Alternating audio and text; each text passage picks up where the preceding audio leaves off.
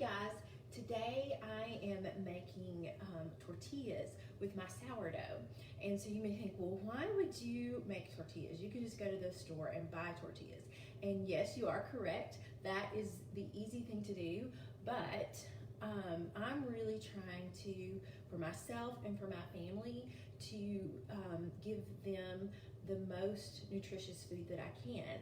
And so not only am I using my sourdough, because sourdough has probiotic qualities to it, and so it's much healthier for you than just a regular bread or a regular grain, but also I have milled my own grain. And the benefit of that is that when you mill your own grain, it is much more nutrient dense, because the flour you buy in the store doesn't have the bran and the germ in it, which really is the part of the flour that provides the most nutrients. And so I have just milled some spelt, and so my tortillas are going to be sourdough spelt tortillas for the most part. I did have a little bit of hard red wheat still in my flour bin, and so I put that in too. And so it's going to be a little bit of a mix of spelt and hard red wheat, but those really mix and blend together very well.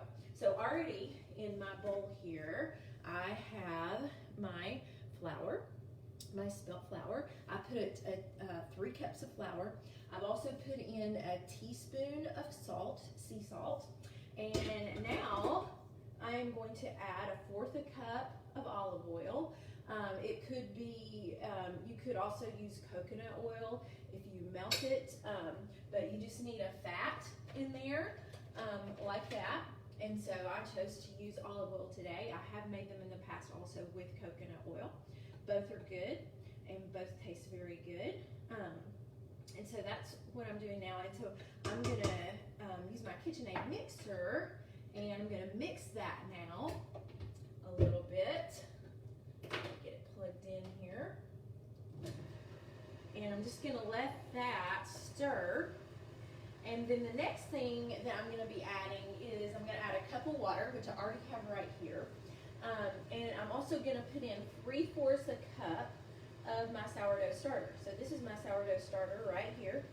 I fed it this morning, which means I put about 1/4 cup of water in, and then I added a little less than 1/2 cup of flour into the starter, and that feeds it and helps it to continue to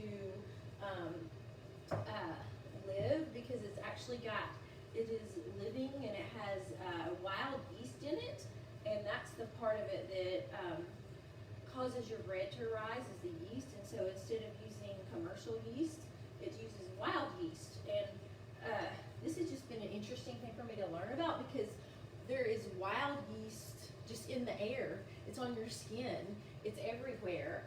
In fact, one lady that I was talking to, who also is a sourdough person, she told me that whoever it is that she follows and is learning from about sourdough, they told her to put her starter and to keep her sourdough starter outside, because they said it will catch more bacteria if it's outside. And I was like, well, if you put it outside, well, isn't it going to, bugs and nasty stuff like that are going to get in it? And she said, well, she covered it with a cheesecloth, and that's worked really well for her. I haven't really been brave enough to put mine outside, and I don't think I will, but everybody has different ways of doing it. So I'm adding my sourdough starter right now, and once this finishes mixing, I'm going to stop my mixer and look at it and just see. You want it to be kind of a shaggy, sticky dough, and if I need to, I'll add a little more flour. And spelt, really, it's different than wheat, and so sometimes you may need to add a little more flour. So let's see how it's looking now. I'm going to stop it, and you can see how it looks there on the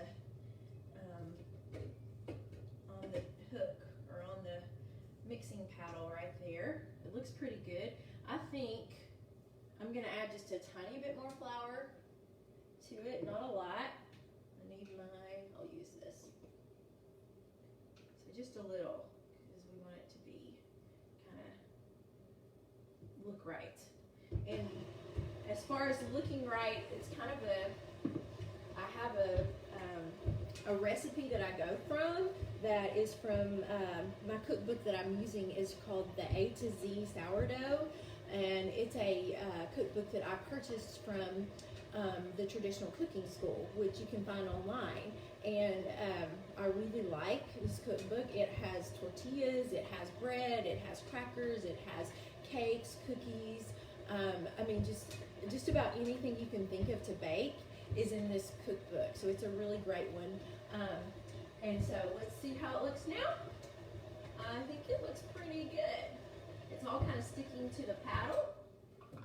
And so I'll show you what it looks like.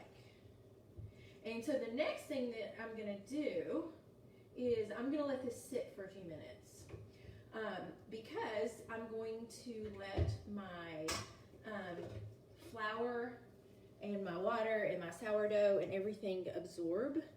And so I'm gonna just let it sit for probably 5 to 10 minutes, and then I'm going to turn it back on with the KitchenAid mixer and knead it a little bit more. And then the next thing that's gonna happen is I'm gonna let it ferment for about 8 hours. And so we're gonna have these tortillas this evening with our evening meal.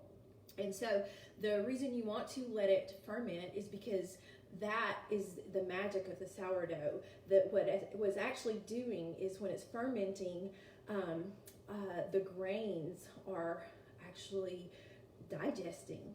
And so that is what brings about that probiotic quality. And so I'm going to let it ferment for at least 8 hours. You could let it go for up to 12 hours.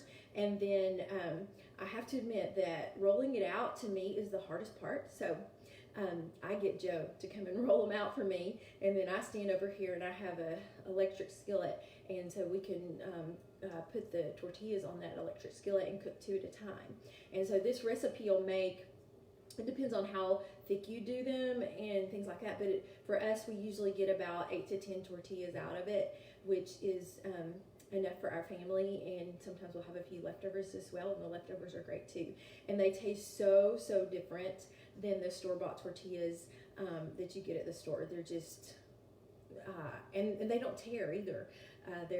It's just delicious. So I hope that you have enjoyed watching this and learning a little bit about sourdough, and have a great day.